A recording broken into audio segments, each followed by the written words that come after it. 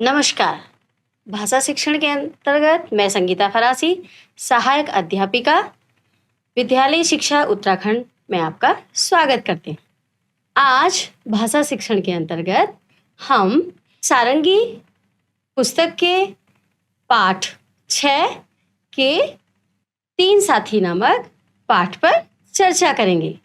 हमारे चर्चा के बिंदु हैं, सर्वप्रथम पाठ का आदर्श 3 साथी पाठ का आदर्श वाचन करेंगे। नंबर 2, पाठ में आए कठिन शब्दों के अर्थ जान पाएंगे। नंबर 3 पे कहानी में आए हुए प्रश्नों को समझ पाएंगे। तो ठीक है, तो चलिए पाठ का आदर्श वाचन करते हैं। एक था हाथी, एक थी बकरी, दोनों साथ साथ जंगल में जाते। एक डाली झुकाता और बकरी पत्ते खाती।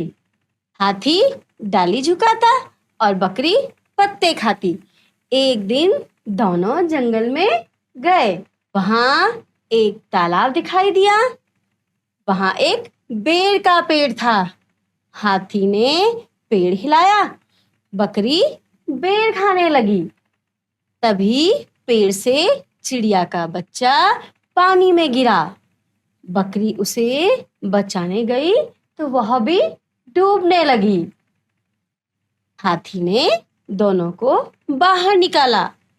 कुछ दिनों में चिड़िया का बच्चा बड़ा हो गया। चिड़िया पता लगाती कि कहाँ-कहाँ फल लगे हैं। तीनों वहां जाते, खूब फल खाते और तीनों साथी साथ रहते। तो ठीक है, एक बार फिर से हम इसका पाठ का आदर्श वाचन पुनः करेंगे। एक था हाथी, एक थी बकरी, दोनों साथ साथ जंगल में जाते। हाथी डाली झुकाता और बकरी पत्ते खाती। एक दिन दोनों जंगल में गए। दोनों कौन? बकरी और हाथी। वहां एक तालाब दिखाई दिया। वहां एक बेर का पेड़ था। किस चीज का पेड़ था? बेर का पेड़ था।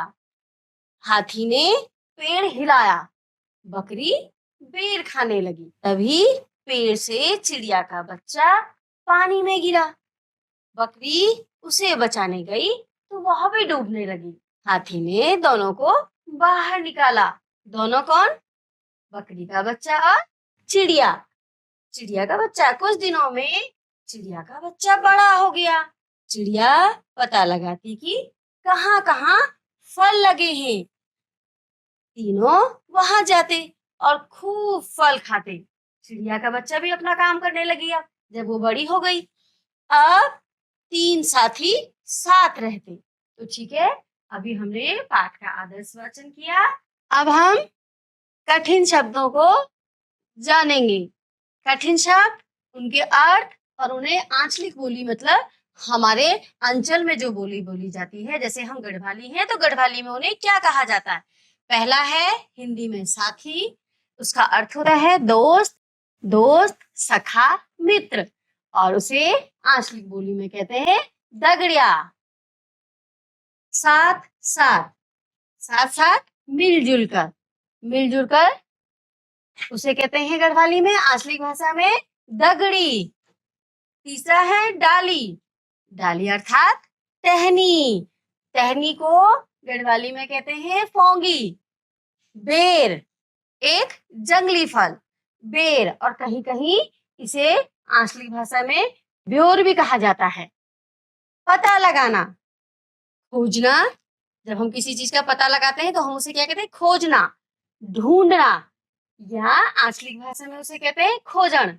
पता लगाना, खोजना, ढूंढना, और आंचलिक भाषा में खोजन, खोजन। खूब, जैसे हम कहते हैं ना हमारे पास खूब सारी टॉफी है, उसे कहते हैं बहुत सारा। और आंचलिक भाषा में जैसे आपने सुना होगा अपनी गढ़वाली में, माँ, पापा, भाई, बहन या खुद को बोलते हुए बीजा, भिंडी। अब हम पाठ से संबंधित प्रश्नों को हल करेंगे। जैसे पहला है बातचीत के लिए, यहाँ हम बातचीत करेंगे। जैसे तालाब के पास किसका पेड़ था? क्या क्या पढ़ा हमने? किसका पेड़ रहा होगा? अभी हमने पाठ का 2 बार आदर्श वाचन किया, अब हम थोड़ा समझ गए होंगे कि किसका पेड़ रहा होगा वहां पर? बेर का। ठीक है, किसका पेड़ था? बेर का। दूसरा है, हाथी ने बेर का पेड़ क्यों हिलाया? क्यों हिलाया होगा? सोच कर बताएंगे।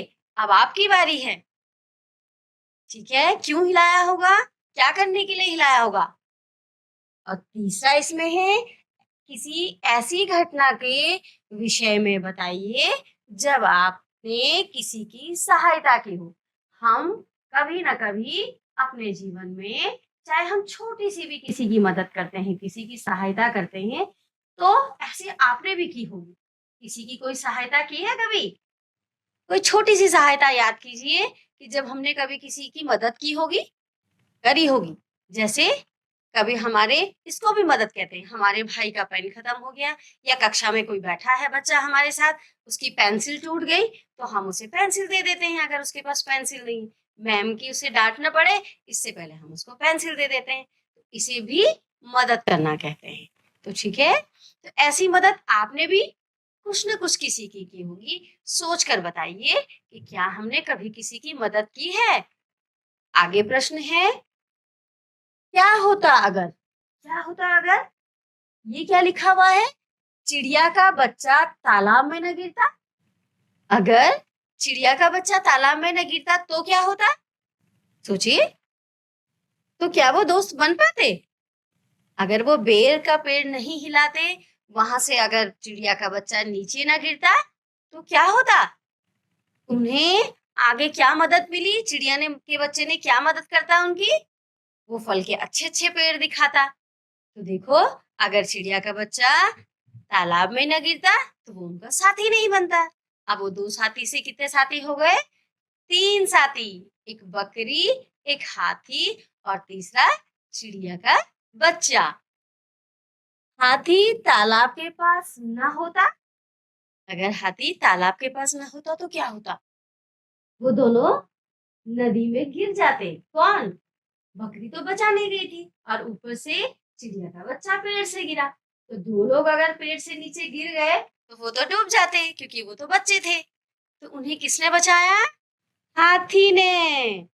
तो अगर हाथी वहां नहीं होता तो उन्हें कौन बचाता? तो तब क्या होता? वो डूब जाते और मर जाते। चित्र में कितने हाथी? हमें यहाँ पे एक बहुत अच्छा चित्र दिखाई दे रहा है, इसमें खूब सारे हाथी बने। अब हमें छांटने हैं कि इसमें हाथी कितने होंगे। आपको कहाँ कहाँ हाथी दिख रहे हैं? देखो, मुझे तो यहाँ पे एक हाथी दिखा, ये। और कहीं हाथी दिख रहा है? दिख रहा है, हाँ, खिड़की पे हाथी। और और ये इसमें सबसे ऊपर हाथी, फिर हाथी, फिर एक और हाथी। हमें इसे फ्लावर पॉट, इस गमले में भी हमें क्या दिख रहा है? एक छोटा सा हाथी।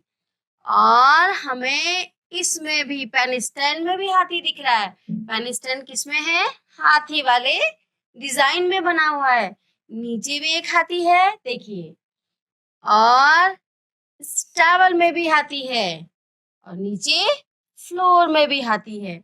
आप देखिए, कुल कितने हाथी हो गए इसमें?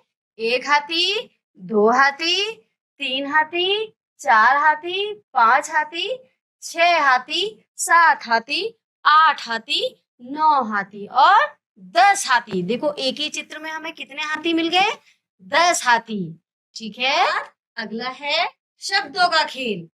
तो कहानी में आए 3 साथियों के नाम बताने हैं। कौन कौन रहे होंगे? ये तो आपको भी याद है, वो मैंने पहले भी बताया था। कौन कौन थी? एक थी बकरी,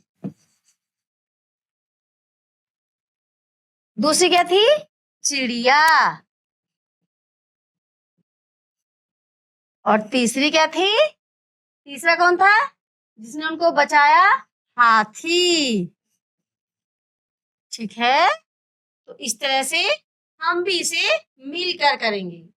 अब तीसरी है, नीचे दिए गए शब्दों में ई की मात्रा लगानी है, किसी की? बड़ी की, और उसे पढ़ने का प्रयास करना है। तो इसके लिए कितना सुंदर चित्र, आपको चित्र में क्या दिखाई दे रहा है? पहले चित्र में बकरी, वेरी गुड। बकरी में किसकी मात्रा लगानी है हमें? ई की। ये देखिए, ये दूसरा चित्र हाथी, हाथी में भी बड़ी ई की मात्रा। फिर है काय का चित्र है ये? चींटी। अब चींटी में आप मात्रा लगाएंगे, ठीक है। नीचे दिए गए शब्दों में ई की मात्रा लगाइए और पढ़ने का प्रयास करेंगे। अब छोटी ई की मात्रा लगानी। पहला चित्र किसका दिख रहा है हमें? तितली। तितली में हमने ई की मात्रा लगाई। दूसरा चित्र काय का है? गिलहरी। और तीसरा, आप चित्र देखिए और स्वयं मात्रा लगाइए। छोटी की मात्रा लगाएंगे तो क्या पढ़ेंगे? आगे इसको पढ़ना भी है। अब इसमें एक बहुत सुंदर चित्र दिखा है। चित्र पर बातचीत करनी है कुछ। तो इसमें क्या क्या लिखा है? मछली, बाहर, कछुआ। इसमें पहले जो जो शब्द लिखे हैं ना, उन शब्दों को हम पढ़ेंगे। बाहर, कछुआ, लहर, कूदना, कमल, बाल, तैरना, छोटा, बड़ा, अंदर। देखिए कितने शब्द इसमें लिखे हैं। अब हम किसी से भी कुछ बना सकते हैं, जैसे अंदर। जैसे हमने पकड़ा अंदर, तो अंदर से एक वाक्य बनाते हैं हम। मछली पानी के अंदर रहती है, ठीक है। बड़ा, मगरमच्छ बड़ा था। छोटा, कुछ मछलियां पानी में छोटी छोटी थी। बाल, बाल, इस पे मछली पे बाल दिख रहे हैं। कूदना, एक मछली पानी से बाहर कूद रही है। कमल, इसमें पानी में कमल का फूल है।